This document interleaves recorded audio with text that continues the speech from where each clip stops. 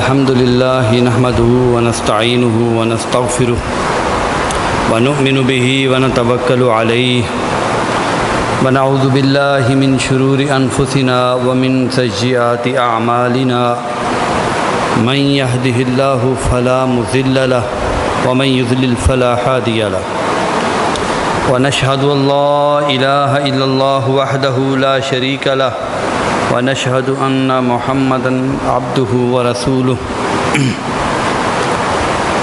اللهم صل على محمد وعلى آل محمد كما صليت على إبراهيم وعلى آل إبراهيم إنك حميد مجيد اللهم بارك على محمد وعلى آل محمد كما باركت على إبراهيم وعلى آل إبراهيم إنك حميد مجيد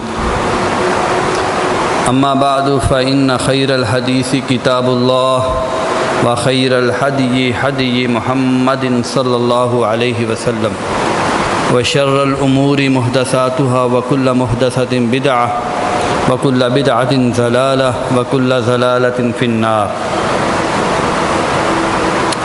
أما بعد فأعوذ بالله من الشيطان الرجيم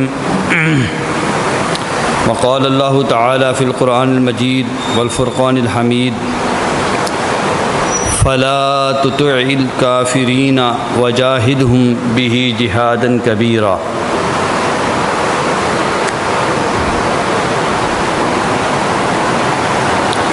معزز سامعین،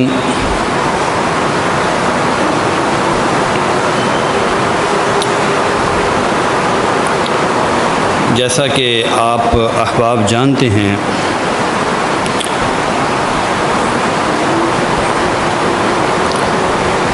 کہ اس وقت پورے پاکستان میں ایک بے چینی کی لہر دوڑی ہوئی ہے۔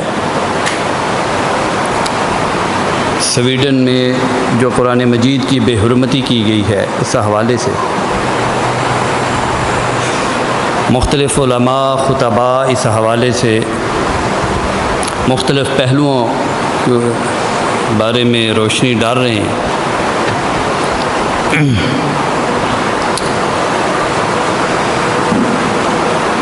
میں خصوصی طور پر آج جس پہلو پر توجہ دلانا چاہتا ہوں وہ ہمارے اپنے متعلق ہے۔ غیر مسلموں کا، کافروں کا قرآن مجید کے ساتھ جو رویہ، جو انداز ہے سو وہ تو ہے ہی ہے۔ غیر مسلم پبلک کیا کر رہی ہے، گورنمنٹ، حکومتیں کیا کر رہی ہیں، خود ہم مسلمان کیا کر رہے ہیں قرآن مجید کے ساتھ۔ قرآن ہم سے تقاضا کیا کرتا ہے، جبکہ ہمارا رویہ کیسا ہے۔ تو آج اس مختصر سے وقت میں اس حوالے سے ہی چند باتیں آپ حضرات سے گوش گزار کرنا چاہتا ہوں۔ اللہ تعالیٰ فرماتے ہیں فَلَا تُطِیعِ الْکَافِرِینَ، اے میرے نبی کافروں کی پیروی نہ کیجیے، وَجَاهِدْهُمْ بِهِ جِهَادًا كَبِيرًا، اور ان کے ساتھ آپ جہاد کریں۔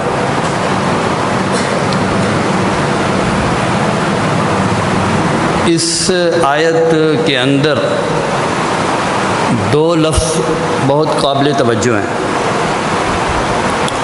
ایک لفظ جہاد آیا ہے اور دوسرا لفظ چھوٹا سا ہے بیچ میں، بھی۔ یہ مکہ میں سورہ نازل ہوئی، یہ آیت بھی مکہ میں نازل ہوئی۔ تو اس آیت میں جو کہا گیا ہے کہ وہ یہ ہے کہ آپ اس کے ذریعے ان کافروں سے جہاد کریں۔ کس کے ذریعے؟ بھی کا لفظ آیا۔ تو یہ بھی کیا مطلب ہے قرآن مجید؟ تمام مفسرین کا اتفاق ہے اس کے اوپر۔ بھی سے مراد قرآن مجید ہے۔ آپ قرآن کے ذریعے قرآن کو استعمال کریں اور ان کے خلاف آپ جہاد کریں، کافروں کے خلاف قرآن کے ذریعے کریں۔ اب قرآن کے ذریعے جہاد کیسے ہوتا ہے یہ میں وضاحت کرنا چاہوں گا۔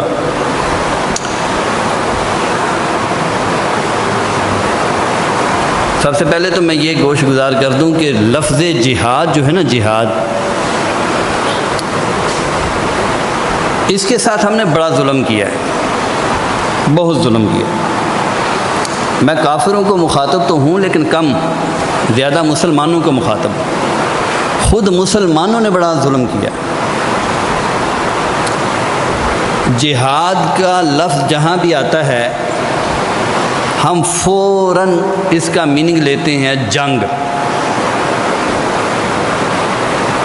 یہ خود ہم مسلمانوں نے اس لفظ کو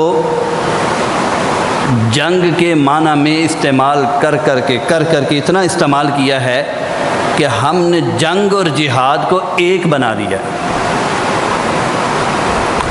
جبکہ یہ زیادتی ہے۔ قرآن مجید میں جنگ کے لیے جو لفظ استعمال ہوا ہے اسپیشلی وہ لفظ قتال ہے۔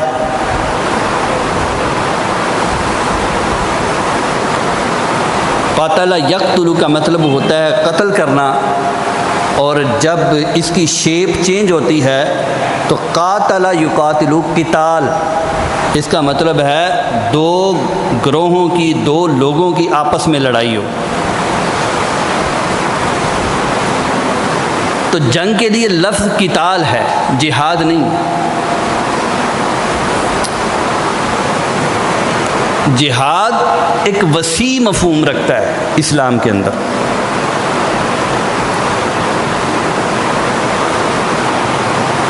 جب انگریز آیا ہے نا ان علاقہ جات پہ، خود ہمارے اس ہندوستان کے اوپر، پاکستان، ہندوستان، یہاں برطانیہ آیا، مصر میں فرانس آیا، الجزائر میں اٹلی آیا، تو جب کلونیلزم آیا ہے، انگریز آیا ہے، اس نے ہماری اصطلاحات کو بگاڑا ہے، اسلام کے تصورات کو، نظریات کو، سوچوں کو بگاڑا ہے۔ اور بدقسمتی سے جو وہ سوچیں دے کے گیا ہے نا ہمیں، یہاں اس نے 100 سال حکومت کی، کہیں اس کا 100 سال بھی پورا نہیں ہوا، 150 سال حکومت کی، کہیں 150 سال، کہیں 100 سال بھی پورا نہیں ہوا۔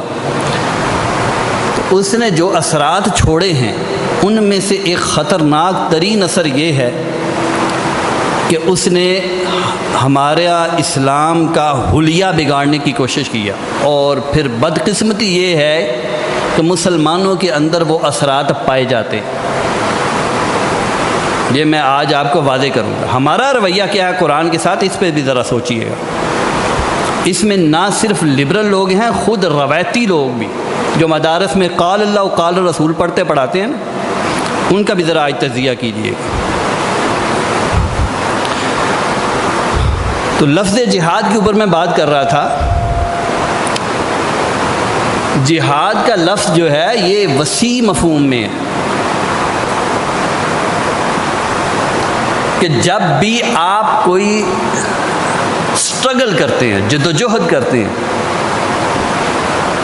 اس اسٹرگل کے لیے لفظ جہاد بولا جاتا ہے۔ قتال اس اسٹرگل کی ایک شکل ہے، یہ کہہ سکتے ہیں پیک پوائنٹ ہے۔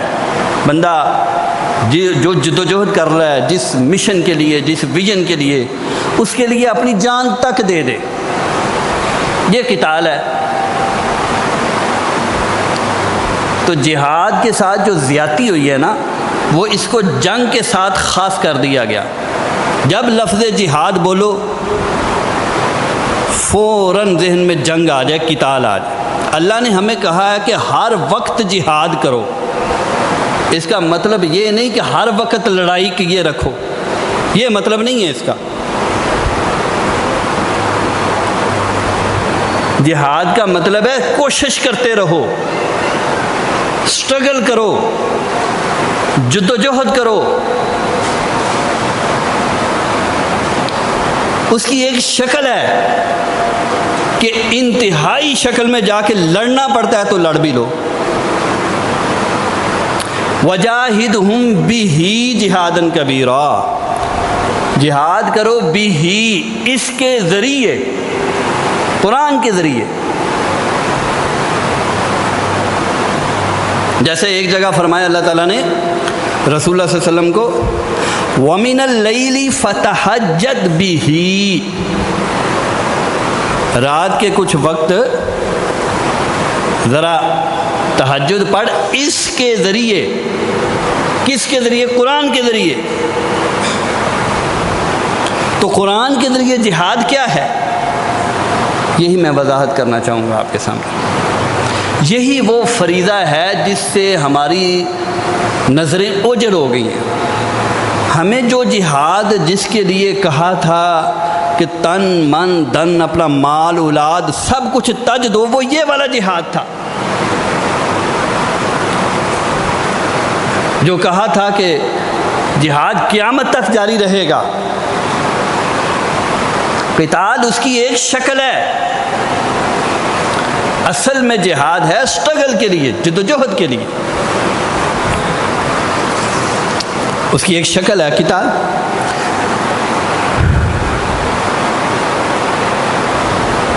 تو میں یہ گزارش کرنے لگا ہوں آپ کے سامنے کہ ہمیں کہا گیا ہے کہ وَجَاهِدْهُمْ بِهِ جِهَادًا كَبِيرًا، اے پیغمبر اس کے ذریعے، قرآن کے ذریعے جہاد کریں۔ اب قرآن کے ذریعے جہاد کیسے ہو سکتا ہے؟ لفظ جہاد ایک تو ہے عربک گرامر کے اعتبار سے دیکھیں نا، تو ایک ہے جہادہ، ورڈ ہے، لفظ ہے جس کا مطلب فقط کوشش کرنا ہوتا ہے، لیکن جہاد ویسا نہیں ہے، جہاد کی شیپ چینج ہے۔ یہ جاہدہ یجاہد جہادن سے ہے، جیسے قاتل یقاتل قتالاً تھا نا، مطلب یہ کہ یہ ایسی اسٹرگل ہے کہ جس میں دو فریق شامل ہیں، اکیلا نہیں ہے، دو فریق شامل ہیں جس میں ایک روکنے والا ہے، دوسرا اسے دھکیلنے والا ہے۔ یہ والی جو اسٹرگل ہے نا، اس کیفیت کا نام ہے جہاد۔ جیسا کہ میں نے کہا اس کی ایک شکل قتال ہے، اور ہمیں کہا گیا جہاد مسلسل کرو، یہ والی اسٹرگل مسلسل کرو۔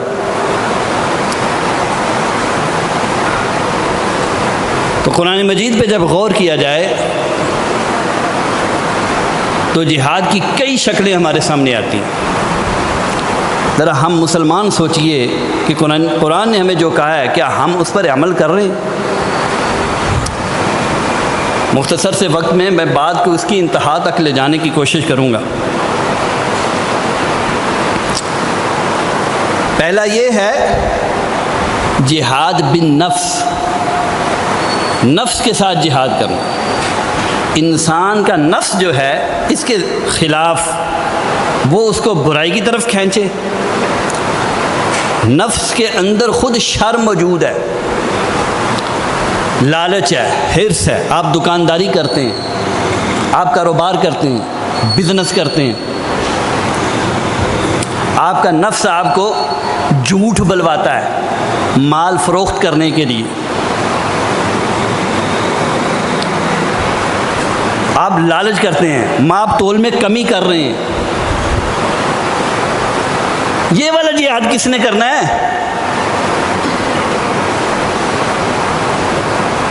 جو مسلسل جدوجہد ہے، گھر میں برائی کو دیکھتے ہیں۔ تو سب سے پہلے تو جہاد بھی نفس ہے، اپنے نفس کے خلاف۔ کبھی سستی دکھاتا ہے، نماز کے لیے تیار نہیں ہوتا، آمادہ نہیں کرتا، اٹھ کے جانے کو دل نہیں کرتا، نرم و گرم بسترا چھوڑنے کو دل نہیں کرتا، ایئر کنڈیشن کمرے سے نکلنے کو دل نہیں کرتا، سستی چھا جاتی ہے، حرص و لالچ چھا جاتا ہے نفس کے اوپر. تو نفس کی یہ والی جو کیفیتیں ہیں ان کے خلاف جہاد کرنا. انسان ہر وقت حالت جہاد میں ہے. تو یہ ہے جہاد بالنفس. وجاہدہم بہ جہادا کبیرا. یہ آیت مکہ میں نازل ہوئی ہے، اور مکہ میں قتال کی تو شکل ہی نہیں تھی. قتال تو جا کے حکم نازل ہوا ہے مدینہ میں. تو یہ آیت تو مکی ہے، اور مکہ میں کہا جا رہا ہے جہاد کیجیے اس کے ذریعے، قرآن کے ذریعے. تو وہ جہاد کی کیا شکل تھی؟ غیروں نے تو تصور جہاد کے ساتھ اور بھی بہت کچھ کیا. جہاد کو دہشت گردی کے ساتھ اٹیچ کیا، جہاد کا تصور مسخ کیا. خود ہم نے جہاد کو کیا کیا؟ تو تصور جہاد اور تصور قتال الگ الگ ہے. تو جہاد بالنفس،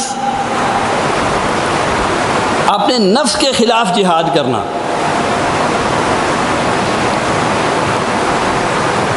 قرآن مجید کا کہتا ہے ان النفس لامارہ بالسوء.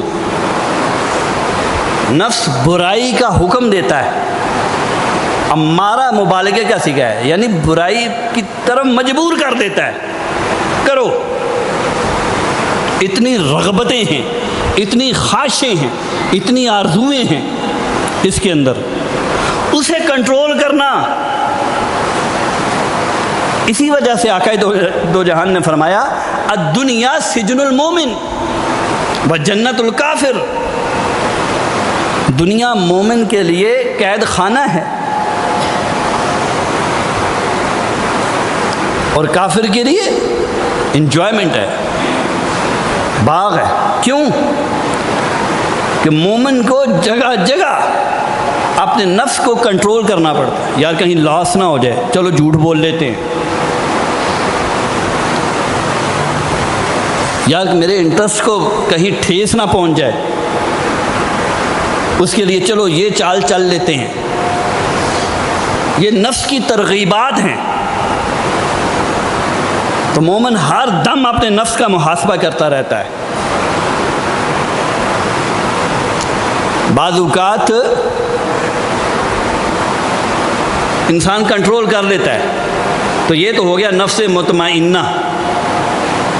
قرآن مجید نے بڑی ڈیٹیل سے ان کیفیات کو بیان کیا. یا ایتھا النفس المطمئنہ، یہ نفس مطمئنہ ہے کہ انسان برائی کو کے جذبے کے اوپر کنٹرول کر لیتا ہے اور برائی کی طرف جاتا نہیں ہے. مارکیٹ میں، بازار میں، گلیوں میں، محلوں میں، آس پاس میں، پڑوس میں، دکانداری میں، چلتے پھرتے ہر لحظہ مومن اپنے احتساب کی حالت میں رہتا ہے. مسلمان کی سب سے زیادہ عزیز ترین متاع، ساز و سامان اس کا ایمان ہوتا ہے. وہ اپنے ایمان کو محفوظ رکھتا ہے.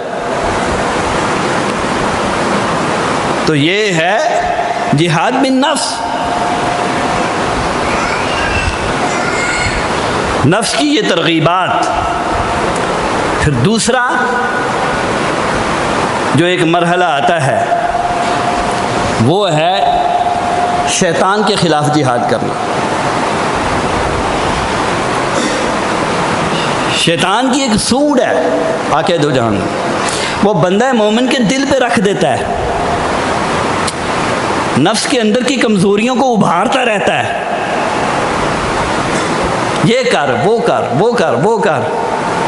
وہ پڑھتا ہے لا حول ولا قوت الا باللہ، لا حول ولا قوت الا باللہ، اعوذ باللہ من الشیطان الرجیم، اعوذ باللہ من الشیطان الرجیم. ہر لمحہ اپنا کنٹرول. یہ جہاد ہے. فلا تطیع الکافرین، کافروں کی پیروی نہ کیجیے. وجاہدہم بہ جہادا کبیرا، بڑا جہاد کیجیے اس کے ذریعے. کس کے ذریعے؟ قرآن مجید کے ذریعے جہاد کیجیے. وجاہدہم بہ جہادا کبیرا. تو شیطان بنی آدم کے دل پہ اپنا سونڈ رکھتا ہے اور اس کے اندر برائی کو انگیخت کرتا رہتا ہے، ابھارتا رہتا ہے۔ یہ ایک کشمکش ہے، یہ ایک اسٹرگل ہے۔ یہ جہاد تو کرنے کو تیار نہیں ہے کوئی مسلمان۔ یہاں ننکانہ صاحب نا، وہ مشہور ہے نا، سکھ ہے نا وہاں، تو مسلمانوں کو جذبہ تبلیغ چڑھا اور گئے سکھوں کو تبلیغ کرنے۔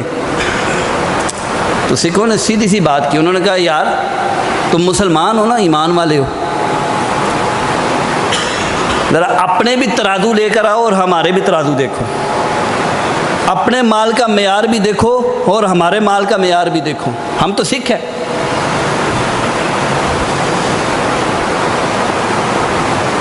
ایمان ہے کہاں؟ نعرے لگوا لو، احتجاج کروا لو، جلسے کروا لو،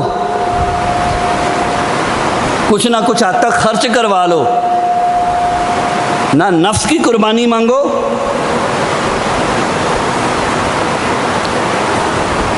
اسلام ہمارا فیشن ہے۔ یہ تو ہمارے مسلمانوں کی حالت ہے، معذرت کے ساتھ اگر کسی کی دل آزاری ہو رہی ہو،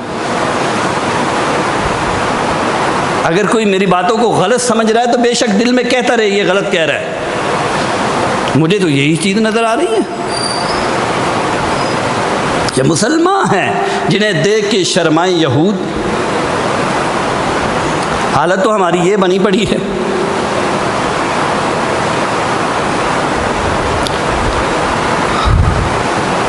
تو جہاد بھی نفس اور پھر شیطان کے خلاف جہاد کرنا۔ نفس کے اندر لالچ موجود ہوتا ہے، شیطان آ کے اسے ابھارتا ہے۔ نفس کے اندر حسد موجود ہے، بھائی بھائی سے لڑ رہا ہے،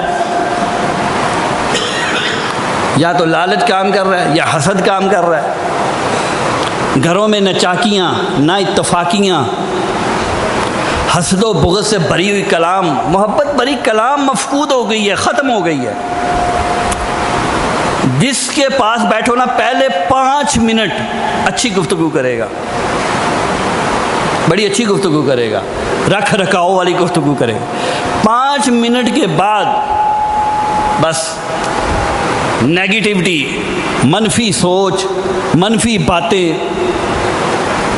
کوئی تھوڑا سا سوچ شروع کر۔ پازیٹیوٹی ہمارے اندر رہی نہیں ہے۔ اسلام ہے ہی پازیٹیو، کفر ہے ہی نیگیٹو، جبکہ ہم مومن ہیں۔ ہاں، وقتاً فوقتاً ہماری ایمانی غیرت بڑا جوش مارتی رہتی ہے۔ یہی حالت تھی نا جو اقبال نے دیکھی تو اس نے کہا، وہ یہ غالباً تھی ادھر مسجد لاہور میں ہی، مجھے اب نام ذہن سے نکل گیا ہے، مندر اور مسجد کا وہ شور تھا،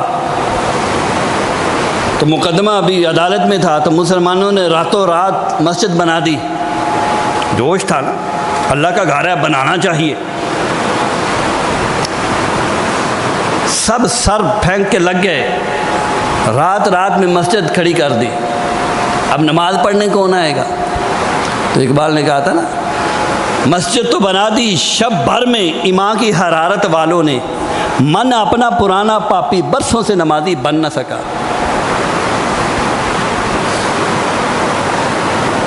ہمارا ایمان، ہمارا اسلام، ہمارا فیشن ہے۔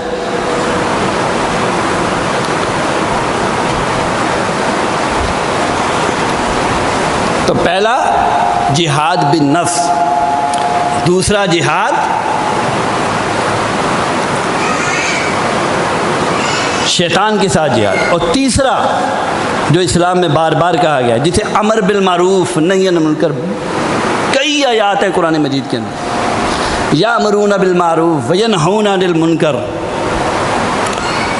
سوسائٹی، معاشرہ، اس کی رسم و رواج، ان کے خلاف، وہ جی چھڈو جی خوشی دا موقع ہے، وہ چھڈو جی حالت غم میں چپ ہو جو حافظ صاحب.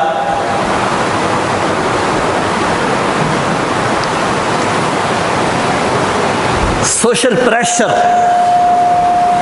معاشرتی دباؤ، اس کے اگینسٹ چلنا، اسلام کو اپنی متاع عزیز سمجھنا. وَجَاهِدْهُمْ بِهِ جِهَادًا كَبِيرًا، یہ سارا جہاد ہے. یہ جہاد کس نے کرنا ہے؟ تو تمہاری ساری توجہ جہاد کا مطلب لیا قتال، اور ساری توجہ قتال کے اوپر لگ گئی.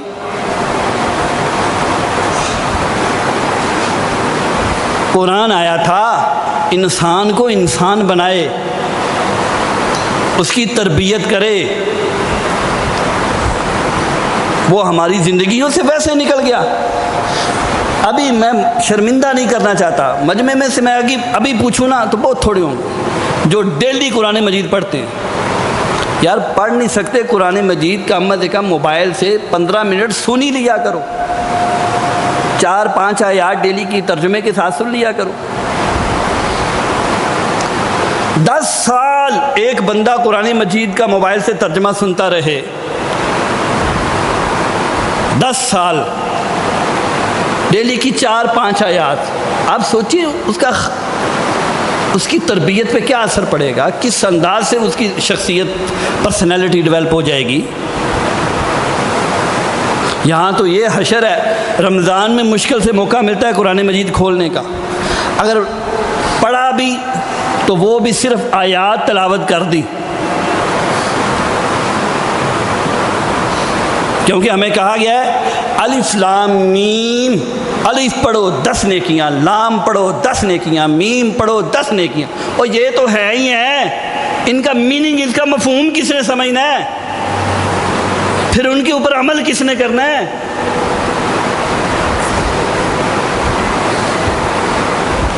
ٹاکوں میں سجایا جاتا ہوں، سینوں سے لگایا جاتا ہوں. دیوار کی اونچی جگہ یہاں، بس تو یہاں پڑا رہے. رمضان آئے گا نا، تجھے توفیق ہوئی تو تجھے پکڑیں گے. یہ تو ہمارا رویہ ہے قرآن کے ساتھ. خبردار ہو کافر، ہم تجھے نہیں چھوڑیں گے.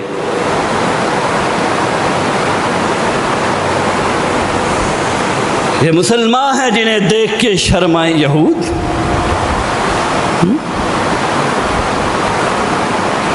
یہ اللہ کی کتاب جن نکالنے کے لیے صرف نہیں ہے، دم جھاڑ کے لیے نہیں ہے، روحانی دکانداری کے لیے نہیں ہے.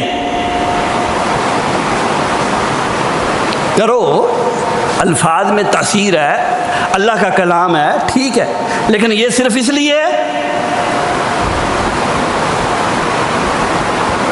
اس کا مطلب کس نے سمجھنا ہے؟ ان کے اوپر عمل کس نے کرنا ہے؟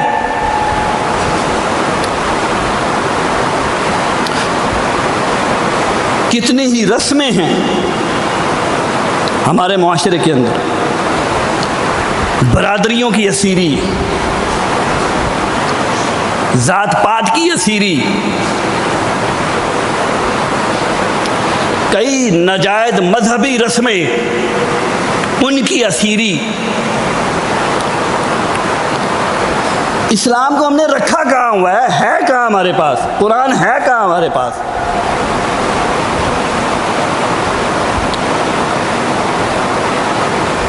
چاہیے تو یہ تھا کہ تم ڈیلی آفس جاتے ہو، واپس آتے ہو، اگر لوکل سفر کر رہے ہو تمہارے ہاتھ میں قرآن ہو، پاکٹ سائز موبائل میں رکھ لو، آتے جاتے اسے پڑھو، سنو.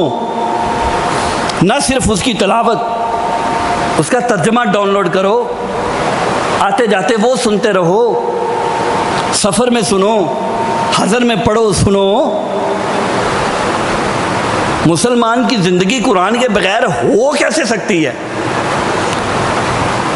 بس یہ کہ ہمارا ایمان ہے یہ اللہ کی سچی کتاب ہے اور بس.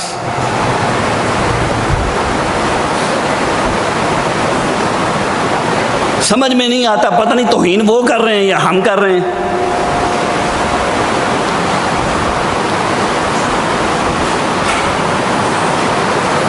تو جہاد بن نفس، نفس کے ساتھ جہاد کرنا، اور دوسرا جہاد شیطان کے خلاف، پھر سوسائٹی کے خلاف، اور آخری جو میں بتانا چاہتا ہوں، اس کے بعد 5-7 منٹ ہے، میں اپنی بات ختم کرنا چاہتا ہوں۔ یہ قرآن مجید کیوں آیا تھا؟ الذین ان مکناہم فی الارض اقاموا الصلاۃ وآتوا الزکاۃ وامروا بالمعروف ونہوا عن المنکر۔ یہ اس وجہ سے آیا تھا کہ اس کو اپنے ملکوں کا نظام بناؤ،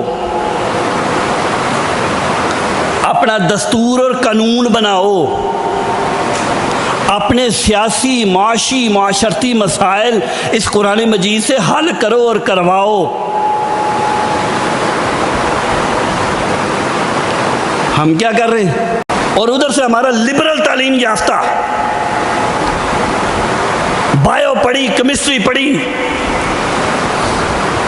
ڈاکٹر بن گیا، انجینئر بن گیا، اسلام کا کیا پتہ ہے؟ کچھ نہیں۔ کم از کم جو تیرا پروفیشن تھا اس میں تو تجھے پتا ہوتا اسلام کیا کہہ رہا ہے، قرآن کیا کہہ رہا ہے، تو اس میں بھی کو رہا ہے، الٹا الہاد بڑھ کے آ گیا۔ جاؤ یونیورسٹیوں میں جا کے دیکھو، یا پنجاب یونیورسٹی ہمارے پاس ہے، بڑی سرکاری، پاکستان کی بڑی سرکاری یونیورسٹی میں، یہ قائد اعظم یونیورسٹی میں اگلے دن کیا ہوا ہے؟ مسلم نوجوان بچوں نے ہولی کی رسم منائی ہے، اور جب ایچ ای سی نے نوٹس لیا تو بد نصیب وہ جیو نیوز کا صحافی، ہر وقت میں نے دیکھا وہ بڑبولا صاحب وہ بیچ میں آ جاتا ہے، نام میں نے کیا لینا ہے اس کا، پروگرام کا ڈالا اس کے اوپر، دوسرے دن ایچ ای سی کو نوٹس واپس لینا پڑا کہ ہولی کی رسم ہے نہیں، جس کا دل چاہے منائے۔ میرے نبی نے فرمایا من تشبہ بقوم فہو منہم، جو کسی قوم کی مشابہت اختیار کرے وہ ان میں سے ہے، جو ہندو کی مشابہت اختیار کرے وہ ہندو میں سے ہے، جو سکھ کی مشابہت اختیار کرتا ہے وہ سکھ میں سے ہے، جو عیسائی کی مشابہت اختیار کرتا ہے وہ عیسائی کی طرح ہے۔ جی موبائل نہیں پکڑے ہوئے، یہ مشابہت نہیں، یہ موبائل دین ہے؟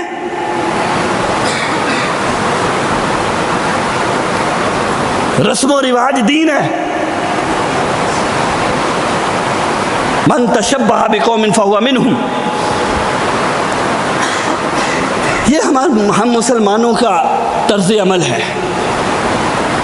اچھی بات ہے، چلو ٹھیک ہے، احتجاج ہو رہا ہے، کرو، لیکن اپنے گریبانوں میں بھی جھانکو نا، ہم کہاں پہنچے ہوئے ہیں۔